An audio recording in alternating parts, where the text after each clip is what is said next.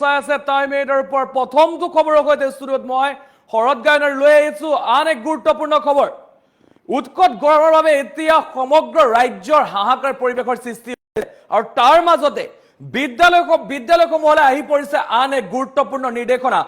বিদ্যালয়সমূহলৈ উৎকট গৰমৰ বাবে পাঠদানৰ সময়সীমা সালসলনি কৰা হৈছে আৰু বহুসমূহ গুৰুত্বপূৰ্ণ নিৰ্দেশনা প্ৰদান কৰা হৈছে কিয়নো উৎকট গৰমৰ কাৰণে এতিয়া বিদ্যালয়লৈ ছাত্ৰ ছাত্ৰীসকল যাব পৰা নাই আৰু যাৰ কাৰণে বিদ্যালয়ৰ সময়সূচী সলনি কৰা হৈছে সমান্তৰালকৈ যদি কওঁ বিদ্যালয়ৰ যি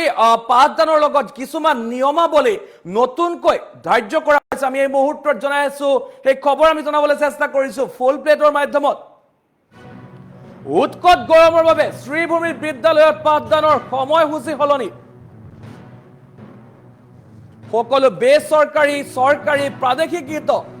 বিদ্যালয়ৰ সময়সূচী সলনি কৰা হৈছে আৰু 17 আগষ্টৰ পৰা বলবৎ হ'ব পাঠদানৰ নতুন সময়সূচী প্ৰাথমিক বিদ্যালয়ৰ পাঠদানৰ সময় পুৱা 7:30 বজাৰ পৰা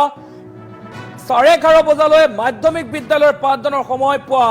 7:30 বজাৰ পৰা 12 বজালৈ আৰু হাই স্কুল এণ্ড সিনিয়ৰ সেকেন্ডাৰী শ্ৰেণীৰ পাঠদানৰ সময় পুৱা 7:30 বজাৰ পৰা 12:30 বজালৈ আৰু সমান্তৰালকৈ জাৰি কৰা হৈছে বহুকেইটা গুৰুত্বপূৰ্ণ নিৰ্দেশনা সেই নিৰ্দেশনাসমূহ হৈছে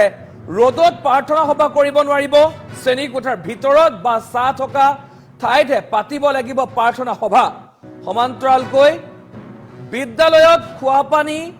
আৰু জৰুৰী অৱস্থাৰ বাবে ORS ফাৰ্ষ্ট এইড কিট ৰাখিব লাগিব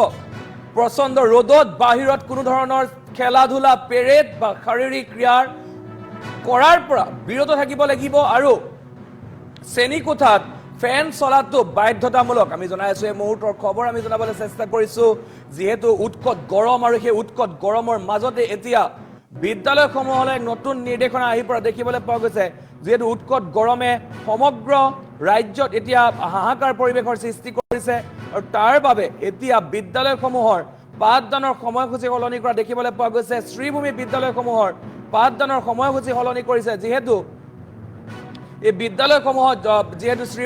শ্ৰীভূমিত যথেষ্ট গৰম পৰা দেখিবলৈ পোৱা গৈছে আৰু উৎকট গৰমৰ কাৰণে বিদ্যালয়লৈ ছাত্ৰ ছাত্ৰীসকল অহা যথেষ্ট অসুবিধা হৈছে আৰু সেইবাবে এতিয়া সেই বিদ্যালয়সমূহৰ পাঠদানৰ সময়সূচী সলনি কৰা দেখিবলৈ পোৱা গৈছে অকল পাঠদানৰ সময়সূচী নহয় সলনি কৰা হৈছে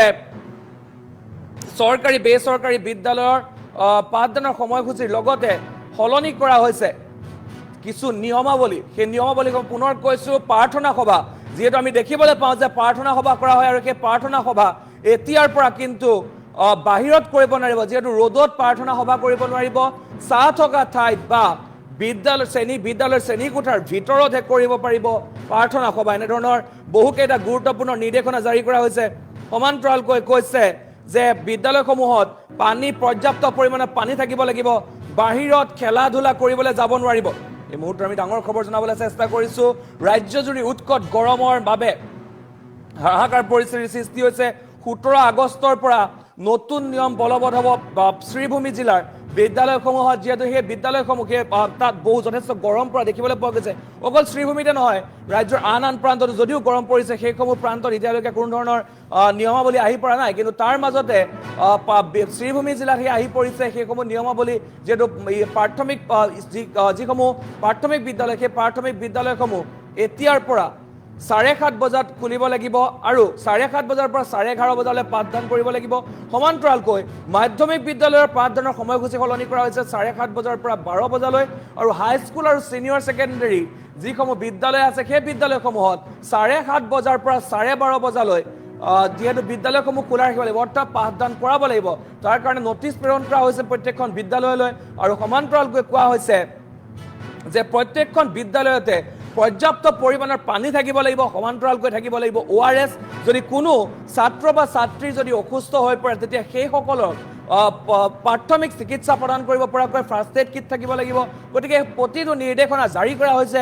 আৰু লগতে কৈছে যে খেলা ধূলা বা এইসমূহ বাহিৰত কৰাব নোৱাৰিব প্ৰতিটো শ্ৰেণী কোঠাতে ফেন চলিব লাগিব ফেন চলাটো বাধ্যতামূলক এনেধৰণৰ বিভিন্ন ধৰণৰ গুৰুত্বপূৰ্ণ নিৰ্দেশনা জাৰি কৰা দেখিবলৈ পোৱা গৈছে আমি জনাইছো এই মুহূৰ্তৰ এই খবৰ আমি জনাবলৈ চেষ্টা কৰিছো উৎকট গৰমৰ মাজতে এতিয়া বিদ্যালয়সমূহলৈ আহিছে গুৰুত্বপূৰ্ণ নিৰ্দেশনা শ্ৰীভূমিৰ বিদ্যালয়লৈ আহিছে এই গুৰুত্বপূৰ্ণ নিৰ্দেশনা যিহেতু উৎকট গৰমৰ বাবে হাহাকাৰ পৰিৱেশৰ সৃষ্টি হৈছে কণ কণ ছাত্ৰ ছাত্ৰীসকল বিদ্যালয়লৈ যাব পৰা নাই বিদ্যালয়লৈ যোৱা যথেষ্ট অসুবিধাৰ সন্মুখীন হৈছে আৰু তাৰ কাৰণে এতিয়া শ্ৰীভূমি জিলাৰ চৰকাৰী প্ৰাদেশিকৃত বেচৰকাৰী প্ৰতিখন বিদ্যালয়লৈ এতিয়া জাননী জাৰি কৰা হৈছে যে প্ৰাথমিক পৰ্যায়ৰ যিসমূহ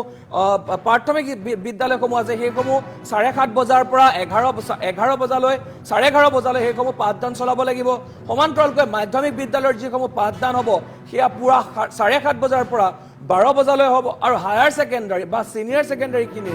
7:30 বজাৰ পৰা 12:30 বজালৈ অৰ্থাৎ সেইসমূহৰ কাৰণে 5 ঘণ্টা পাঠদানৰ সময়সূচী নিৰ্ধাৰণ কৰা হৈছে আৰু সমান্তৰালকৈ কৈছে যে বাহিৰত যিসমূহ প্ৰাৰ্থনা সভা হওক বা যি পেৰেড বা অন্য কোনো কাৰ্যকলাপ সেয়া বাহিৰত কোনো ধৰণৰ কৰাব নোৱাৰিব শ্ৰেণীকোঠাৰ ভিতৰত কৰাব লাগিব বাহিৰত তেনেধৰণে ছাত্ৰ ছাত্ৰীসকলক লৈ যাব নোৱাৰিব এনেধৰণৰ মন্তব্য এনেধৰণে নথিপত্ৰ এনেধৰণে জাননী প্ৰেৰণ কৰা দেখিবলৈ পোৱা গৈছে আমি জনাই আছো এই মুহূৰ্তৰ এই খবৰ আমি জনাবলৈ চেষ্টা কৰিছোঁ ৰাজ্যজুৰি এতিয়া উৎকট গৰমৰ বাবে হাহাকাৰ অৱস্থাৰ সৃষ্টি হৈছে আৰু গৰমৰ বাবে